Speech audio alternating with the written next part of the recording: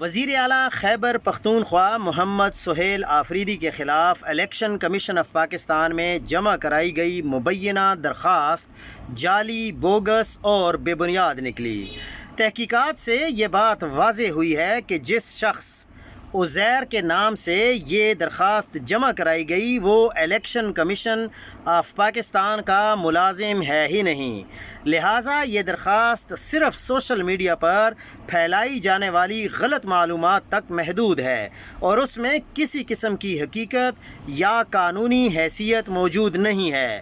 اب چونکہ سہیل آفریدی کے خلاف ہر محاذ پر جنگ چھیڑ دی گئی ہے، سہیل آفریدی کے نروز کا ٹیسٹ لیا جا رہا ہے کہ کیا پتہ یہ کوئی بڑی غلطی کرے اور اس قسم کی کوئی غلطی کرے کہ اس کو ہم نااہل قرار دے دیں۔ لیکن سہیل آفریدی بالکل ٹھیک طریقے سے چل رہا ہے اور اپنے آپ کو ہوش سے کام لے رہا ہے، بلکہ جوش سے کام نہیں لے رہا تاکہ اس کو کوئی نقصان نہ ہو اور اس کی کوئی سیاسی خودکشی ثابت نہ ہو جائے۔ کوئی بھی حرکت